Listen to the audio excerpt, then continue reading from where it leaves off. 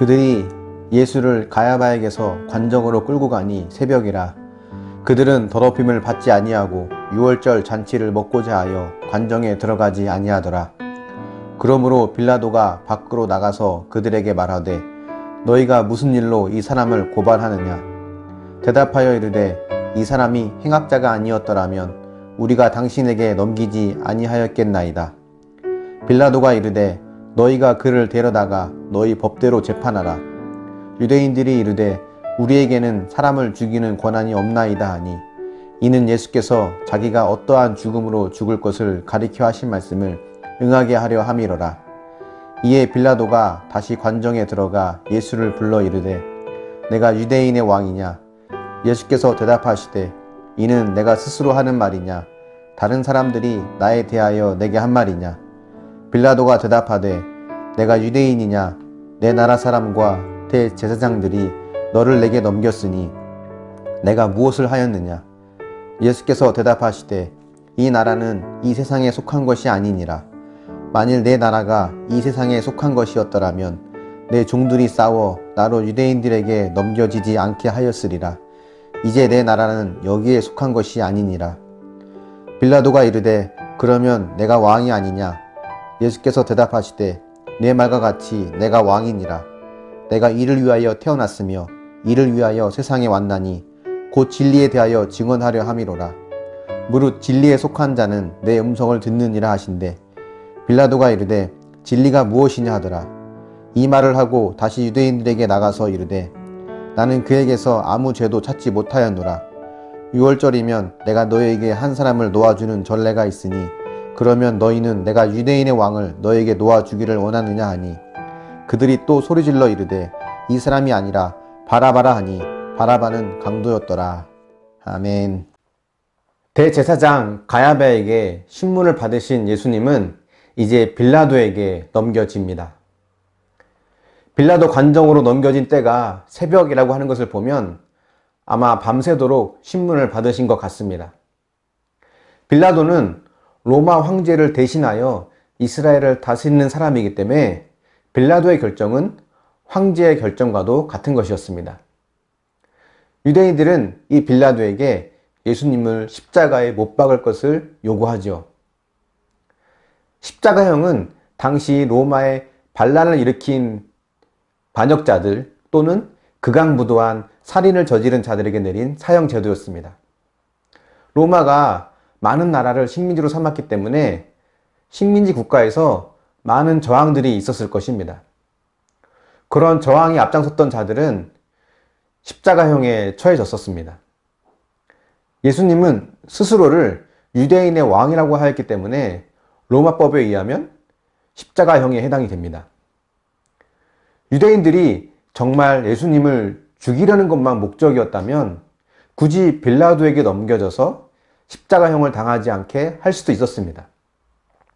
율법에 의하면 하나님을 모독하는 자는 돌로 쳐 죽이라고 했거든요. 단적인 예로 스데반이 그렇게 해서 죽음을 맞이한 것입니다. 예수님에게도 신성 모독죄를 씌워서 투석형, 즉 돌로 쳐 죽이는 사형을 내릴 수 있었습니다. 그런데 유대인들은 나무에 달려 죽이기를 원했어요. 그것은 신명기 21장 23절에 나무에 달린 자마다 하나님께 저주를 받은 것이라 하는 이 말씀 때문입니다. 예수님을 하나님께 저주받은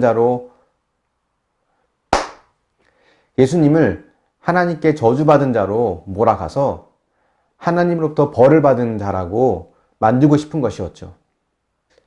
이런 생각이 종교 지도자들로부터 나왔다고 하는 것을 주목할 필요가 있습니다. 종교의 탈을 썼지만 철저히 어둠에 속한 자들이었죠. 28절에 보면 그들이 유월절 잔치를 먹고자 하여 관정에 들어가지 않았다라고 합니다. 이방인과 접촉하면 부정해져서 유월절 잔치에 참여할 수 없기 때문에 빌라도가 있는 관정으로 들어가지 않으려고 한 겁니다. 이런 식으로 정결법을 지키면 그들은 스스로가 하나님 앞에 거룩해진다고 믿었지만 정작 눈앞에 계신 하나님을 알아보지 못했었습니다. 종교 지도자들 뿐 아니라 오늘 본문에 나오는 빌라도, 또 강도였던 바라바, 이 모든 자들이 다 어둠에 속한 자들이죠. 예수님과는 생각하는 기준, 가치관 자체가 달랐습니다. 예수님도 스스로를 왕이라고 하셨지만 예수님이 생각하시는 왕과 사람들이 생각하는 왕은 달랐죠. 세상은 강하고 힘으로 정복하며 승리할 수 있는 왕을 기대했습니다. 하지만 예수님은 겸손의 왕이셨고 순종의 왕이셨습니다. 자기 자신을 내어주심으로 이 세상을 사랑하는 왕이었습니다. 이런 왕을 어둠에 속한 자들이 이해할 수 없겠죠. 그렇기 때문에 그들은 예수님을 조롱하고 핍박을 했습니다. 그게 사실 어찌 보면 당연한 거예요. 우리도 가치관이 다른 것 때문에 믿지 않는 자들에게 조롱이나 핍박을 받을 수 있습니다. 직장에서, 또 가족이나 친지들과의 모임에서, 이웃과의 관계에서 우리는 하나님 말씀대로 살아내려고 하는데 그것이 쉽지 않아요. 유별나게 믿는다느니, 너만 이상하게 믿는다느니 하는 여러 가지 오해를 받을 수도 있습니다.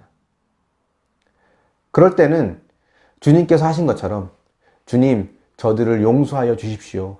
저들이 몰라서 그러는 겁니다. 라고 우리는 기도할 수 있어야 합니다. 그런데 종교 지도자들처럼 겉으로는 신앙을 내세우지만 자신의 욕심을 채우려다가 비난받고 고통을 받으면 그것은 핍박이 아니라 우리의 죄죠. 그럴 때는 우리의 죄를 보고 회개하고 돌이키면 됩니다. 요즘 한국교회에 많은 기독교인들이 받는 비난은 전자보다는 후자가 많은 것 같습니다. 하지만 예수님은 전혀 죄가 없으시지만 6월절에 어린 양이 되시기 위해서 오셨고 지금 그렇게 되어지고 있습니다. 예수님이 아닌 바라바가 풀려난 사건은 뜻대로 되어지지 않은 아쉬운 일이 아니라 말씀대로 되어지는 구원의 사건이라는 거예요. 예수님은 이 일을 위해 오셨고 또 이 일을 이루시는 중입니다. 그렇기 때문에 우리는 이제 하나님께서 나를 이 땅에 보내신 그 목적을 알고 우리도 그 뜻을 이뤄가는 삶을 살아야 합니다. 내가 있는 교회, 공동체, 가정, 직장, 또 이 지역, 이 모든 것들이 하나님이 나를 보내신 곳이에요. 즉 보내신 목적이 있다는 겁니다. 주님이 구원의 길을 완성하시기 위해서 십자가로 가신 것처럼 하나님께서 우리를 보내신 그 삶의 현장에서 우리는 주님의 뜻에 순종할 수 있길 바랍니다.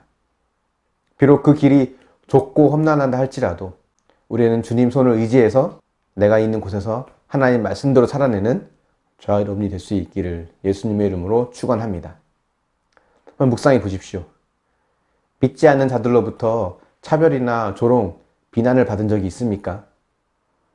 그것은 그들과 다른 삶을 살아서입니까? 아니면 그들과 별로 다르지 않는 삶을 살아서입니까? 구원을 위해서 내가 참고 인내해온 것은 무엇입니까? 그런 삶을 사는 것이 축복의 통로가 되는 것이라는 것을 인정할 수 있습니까? 이 말씀을 묵상하면서 고난주간 하나님의 말씀을 더 깊이 묵상하는 저와 여러분이 될 수 있기를 예수님의 이름으로 축원합니다. 잠시 기도하겠습니다. 사랑이 많으신 주님, 이 고난주간을 맞이하여 우리가 주님의 십자가의 삶을, 또 십자가의 길을 더 깊이 묵상하고 또 그 길을 따라갈 수 있기를 원합니다. 멸시와 조롱을 받고 심지어 목숨까지 내놓아야 하는 그 사명의 길을 묵묵히 걸어가신 그 주님을 뒤따라 우리 역시도 그 길을 걸어갈 수 있도록 도우시고 인도하여 주시길 원합니다. 때론 믿음 때문에 고통을 당하고 차별을 받고 손해를 입는다 할지라도 그것을 통해 이룰 구원을 생각하며 잘 견디며 이겨나갈 수 있도록 도우시고 인도하여 주시옵소서. 우리의 욕심과 우리의 죄와 우리의 욕망 때문에 비난받는 것이 아니라 믿음의 길을 걸어가는 것 때문에 또 십자가의 길, 고난을 받을 수 있는 믿음의 사람이 되길 원합니다. 혹 우리 주변에 믿음이 없어서 우리를 힘들게 하는 자가 있다면 주님 그들을 불쌍히 여겨주시고 저들이 언젠가는 하나님을 만남으로 우리와 함께 하나님의 나라를 위해 더 함께 일할 수 있는 그런 동역자가 될 수 있도록 인도하여 주시옵소서. 감사드리며 예수님의 이름으로 기도합니다. 아멘.